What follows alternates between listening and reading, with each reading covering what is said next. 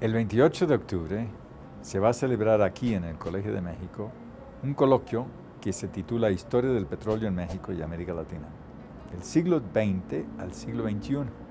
O sea, cubre un poco más de un siglo.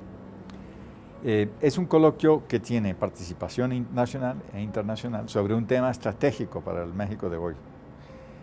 Se hace en combinación con petróleos mexicanos y en particular con el archivo histórico de Pemex, que es un repositorio muy importante para tratar de entender cuál es la historia del petróleo en México, que como decía, tiene más de un siglo.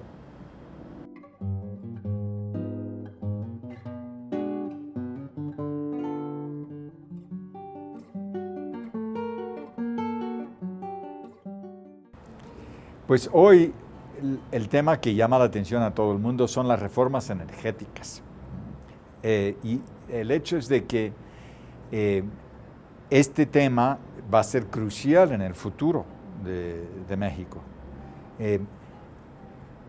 No sabemos muy bien cuáles van a ser los resultados de la reforma energética, pero sí sabemos que es fundamental para el futuro del desarrollo de México. Ahora bien, una cosa que se olvida muchas veces es que la historia del petróleo ya es una larga historia. Comenzó a explotarse en México a principios del siglo XX y ha seguido todo el siglo XX y hoy en el siglo XXI estamos ante el dilema de una caída de reservas importante y una necesidad de buscar nuevos recursos.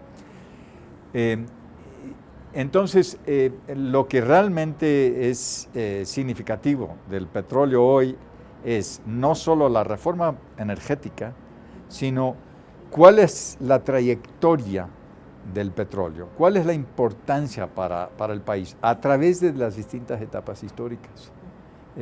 Y esto es uno de los temas fundamentales que se van a tratar en este coloquio, que trata de historia económica, historia política, historia social, historia de la tecnología y proyecciones internacionales.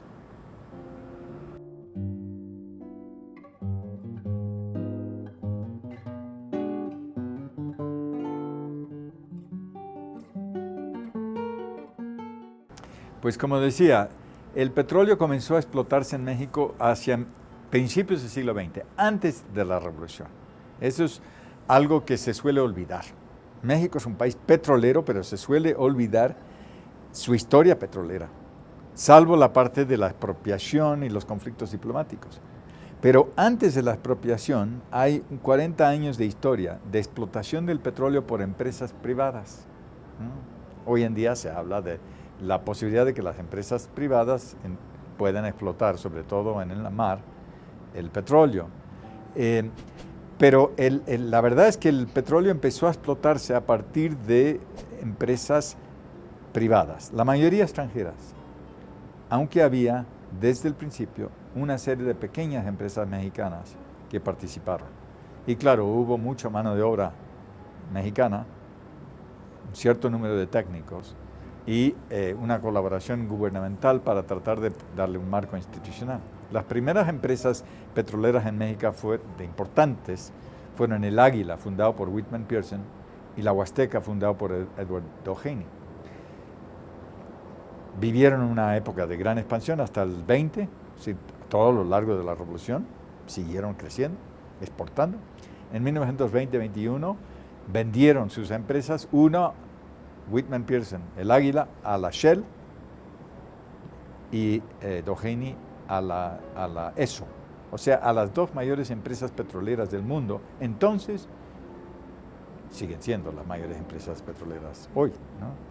Pero con la expropiación, estas dos empresas pues tienen que entregar sus activos, todas sus instalaciones, y estos llevan a la fundación de Pemex, con la expropiación del 38, pero Pemex se construyó sobre la base de empresas ya constituidas, muy bien organizadas, que funcionaban, que tenían no solo exploración, sino refinación, barcos de transporte, oleoductos, redes de comercialización en todo el país. Eso es algo que se olvida, o sea, de que Pemex en realidad surge de una serie de grandes empresas privadas y luego crece sobre la base de estas empresas, ¿no? Y bueno, la historia de Pemex después del 40 hasta hoy en día es una historia pues muy compleja, muy interesante, y algunos aspectos de esta historia se van a tratar en el coloquio.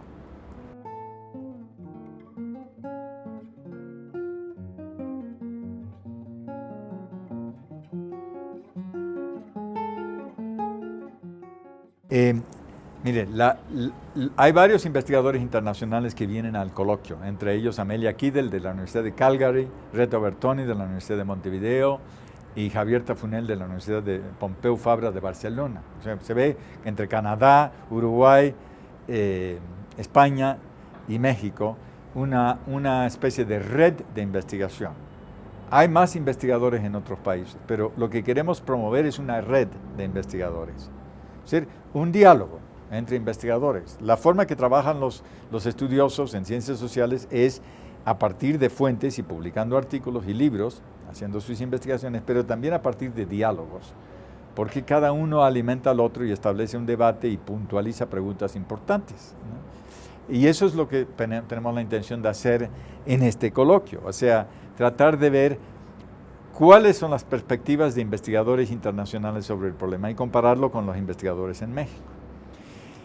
Uno de los temas que vale la pena insistir o resaltar para un público general es que entender la historia del petróleo requiere entender los cambios en los paradigmas energéticos a través del tiempo, ¿no? Para hacerlo de manera muy escueta, voy a mencionar los 4 cambios paradigmáticos o de paradigmas energéticos que han sido claves en los últimos 150, 200 años.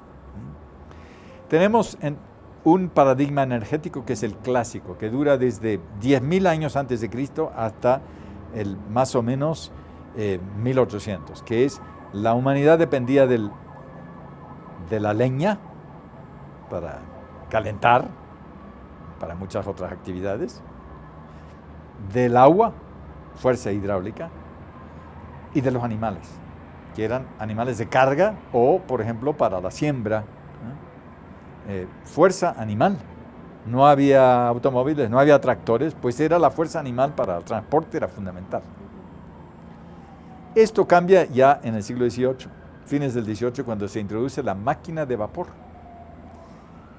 que se alimenta con carbón, pero eso era una nueva fuente de energía que se empezó a utilizar, que reemplaza poco a poco las otras. Las otras siguen, hasta hoy en día siguen ellas, ¿no? Pero cada vez va a ser más importante otras fuentes. El carbón fue fundamental para la máquina de vapor y luego para los ferrocarriles, que es el nuevo instrumento de transporte. Fines del siglo XIX. Sigue habiendo un gran uso de máquinas de vapor y de ferrocarriles y otros vehículos, barcos de vapor, con carbón, pero se innovó y se creó la industria eléctrica.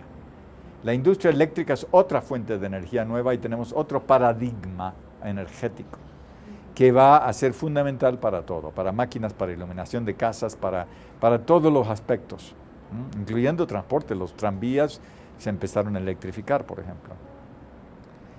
Ya entrado en el siglo XX, ese paradigma eléctrico sigue siendo fundamental, pero es complementado por un nuevo paradigma, que es el petrolero, petróleo y gas, que va a usarse como fuente de energía básica para transporte y para fábricas y para todo. Hoy en día se combinan, obviamente, el paradigma petrolero y el paradigma eléctrico, y se van agregando nuevos, porque entra el biofuel, ¿no? La energía eólica y la energía solar. Entonces, hoy en día tenemos una combinación de paradigmas energéticos, pero no hay duda que el petrolero es de los más importantes. Y por eso queremos centrar mucha atención en este coloquio sobre este tema, discutirlo entre colegas mexicanos y colegas internacionales. Entonces esperamos que sea de interés para la comunidad académica y para el público que llegue a interesarse en este tema.